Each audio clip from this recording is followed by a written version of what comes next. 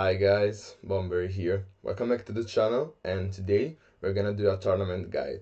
This tournament guide today will be about Vexillius. So first of all, let's start by analyzing his hero power. His hero power reads when enemy attacks plus 1 gold.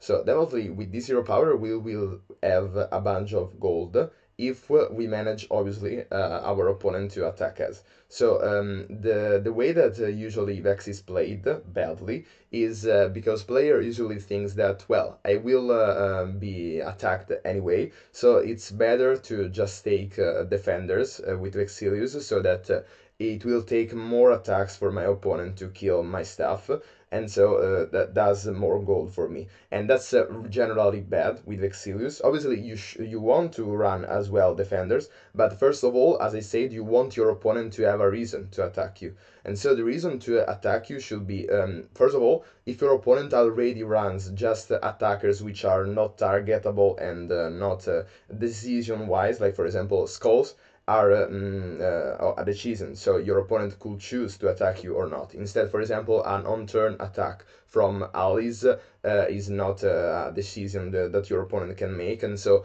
Vexillius is really strong against those on-turn attack allies strategy. So leaving those apart, because obviously Vexillius is already strong against them, if your opponent has actually decisions attacks, like for example skulls and as I said before, then you want to give your opponent a reason to attack you, and if not, then your opponent will simply not attack you, and so the hero power of Vexillius will be pretty much ignored. So a way to make your opponent want to attack you is obviously having glass cannons or really threatening allies on your field. And so that's what you want to run as a Vexillius. You want to run really cost-effective allies. The more health they have, the better they will pay out for themselves if your opponent wants to kill them. So for example, a list of very good allies which are pretty threatening and cost-effective. Probably the best of all is Underworld Barge, as really it comes at 5 health in total, it costs 5 gold, so it will pay out for itself, and also it will be 2 attacks per turn or 1, so really a pretty good glass cannons which will pay out for itself if your opponent wants to kill it. And obviously every time you redraw it, it's really good. So another example could be the War Rats or the Catapult.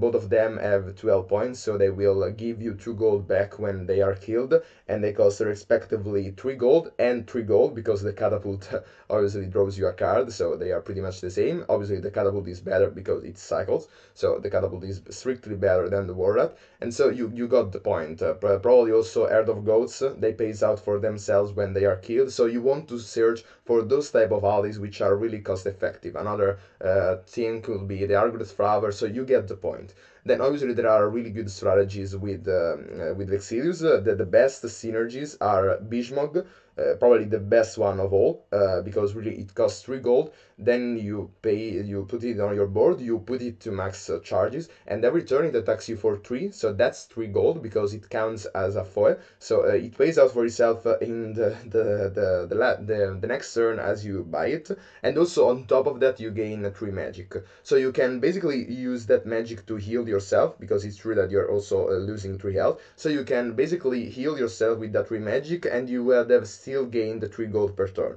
So it's definitely a wealthy patron on steroids. And obviously you can also choose to not use that magic to heal yourself, but for example to have a much better economy, or to just kill threats on your opponent's side. So definitely Bishmog is the best card to have on Vexillius. Then other good cards, for example, are the Lucky, which basically doubles all your gold you are receiving. So Lucky is generally pretty good in almost all hero cards from tournaments, and Vexillius is not an exception. So that's it for the general guide, and then let's jump into the draft, and a particular draft, to just see in actions those tips.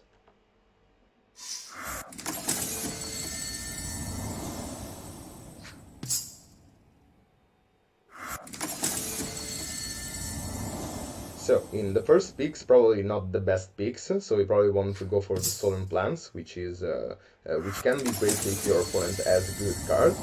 So then we see the Lucky, so obviously that's a pretty obvious pick. As I said, Lucky is probably one of the best cards in the series. Then we have a second copy of Lucky, and the other options weren't that great, so we can go for also the second copy. It is that great to take a second copy of. Then probably the cut purse. It's true that the wealthy pattern is better value, but we already have pretty much good economy with luckies.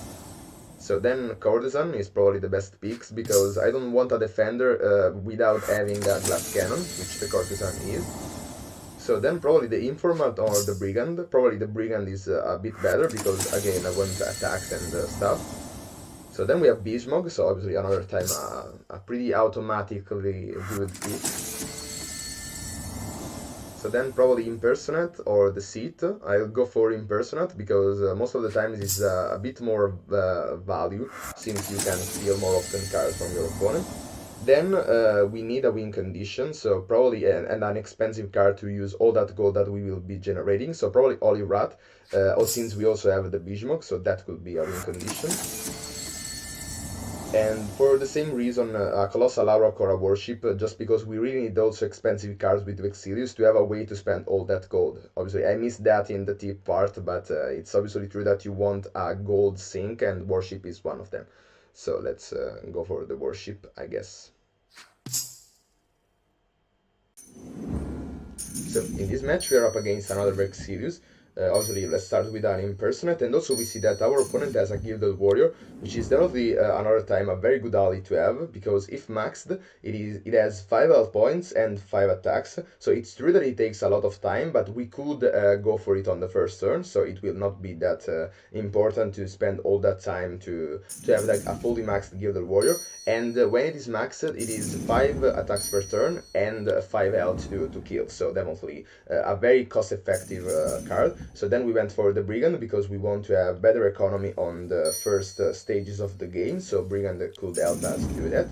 Then we obviously want to go for a Lucky, because the Warrat will attack next turn, and so that will mean 4 gold for us. And so you see that the Lucky died, but did return to the deck, so that was definitely good.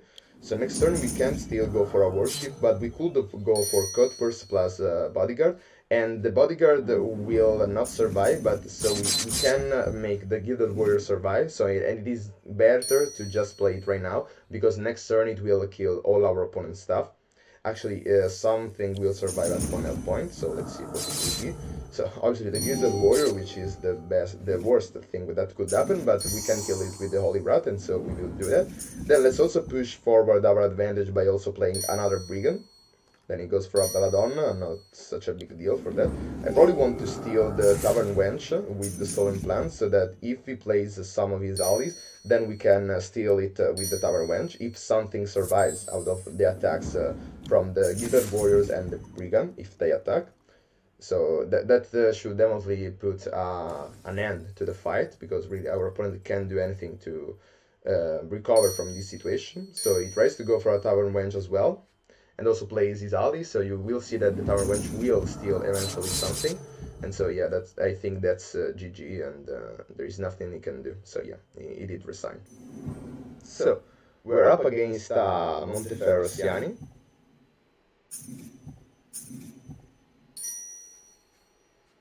So let's see, probably want to start with the Bismog as always, that means a lot of gold for us. And might as well go for a Lucky, and obviously the Stolen Plans, and copy an engraved urn, because that will give us so much value. Because the Bismog will be killing a lot of our stuff, so we have a way to abuse the engraved urn.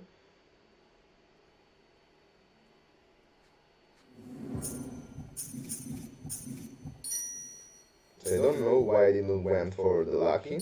Probably, well, obviously we will do that next turn.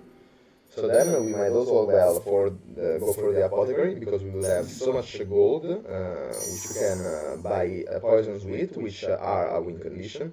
So by the way, the Lucky restocking as an Apothecary or a Condottiere, which are both underlings that the Lucky could restock. They are also as well a gold sink, so the Lucky is even better in Vexillius, because it is possibly a gold sink for Vexillius, which Vexillius need, as said before, to just win the game. So we might also as well go for the Hemlock, which will be pretty threatening with the Arsenic too. So let's also go for another time for the Lucky, and might as well be even more aggressive by playing an Assassin. No way, actually no, it is not good to go for a Cut Purse, because it will die anyway, and it will not steal anything. So yeah, not the best value. We want to restock other stuff, so we probably don't want to buy the Cutpurse, because this will mean that it will return to the bank and give us a lesser chance to draw good stuff. So we obviously went for the Lucky and the Informant, which did restock as another thing. I did say that I didn't want to go for the Cutpurse, but since we basically won next turn, might as well be the most aggressive as we possibly can, as really the game will not go on for so long. And also they act like a shield for our health, which is obviously nice. So yeah, we pop the Graveyard and that's GG. So, we're up against Vexillius, so we see a Bijmog, so we probably want to start with it on the first turn. So he also copies the Bijmog, so our opponent knows what he's doing. So probably next turn we will answer it by killing it, so let's see if we do that, or probably we could push even further our advantage. So obviously we see a stratagem, so we want obviously to go for that. And then probably let's also go for a Lucky, I guess, to just gain more gold next turn. That will be 6 gold, so we can kill it with an Holy Wrath, so we will obviously do that, so that we will not lose our magic. And probably we want to push even further our advantage, or probably not. We want to sit on that gold, so that if we withdrew the Holy Wrath, that would have been so much better. So yeah, right now we could go for a Worship, or we could try to just grab some more allies out. So probably that was a bit of a misplay, because going for a Worship would pretty much mean a good game, but let's see how it will work. So yeah, probably that was definitely a misplay. I should have gone for a Worship. Probably I didn't notice that we had the economy to do that. So let's see if we can, if this error will mean as the lose. So just for an Engraved Urn. So we should probably try to avoid playing with low health card. So we will go for the Worship right now, and probably also the Lucky, because doubling our stuff is always nice. But probably, yeah, the Lucky would have died by the resources gained from the Herald of Aurochs, so I would probably just want to wait on that. And probably also I will wait until our opponent restocks a stratagem, and possibly we restock a Stolen Plant, so that we can steal it and take an extra turn, and that will probably match me a good game, since we have really such aggressive power on our side. So let's obviously play the Holy Wrath. We also want to heal the Worship, so let's also go for double Lucky to force him to kill some of our stuff. Also the Apothecary is really good with the Worship and the Bijmog in play, because the Bijmog will attack the Worship, and then the Apothecary, if it survives, it will heal the Worship. So that obviously it will not survive, because our opponent will kill that. But that means that we will gain 1 gold from it, and our opponent is losing 1 resource to kill it, so definitely that's worth it. So we also do redraw the Holy Wrath, which is definitely nice. So let's see, the Rite of Combat doesn't kill the Bijmog. Probably it will not kill the Worship in any ways. So it goes another time for an Herald of Auroch. I'm pretty happy that the Bijmog didn't die. So okay. And yeah, now probably it will not be able to die, so yeah, we are very very happy about that. And also the Worship will not die as well from the attacks of the Bijmog, so that's definitely good. So we are 5 of lethal. We'll obviously go for an Apothecary. I will probably obviously want to heal the Worship. And then probably let's search the Charlatan for the stratagem. So I don't know why I did heal myself. Probably I should have healed the Worship, but yeah, probably. Yeah, I'm pretty threatened by the Engraved Urn, because it is at 9. But yeah, so we didn't get a stratagem from the Charlatan.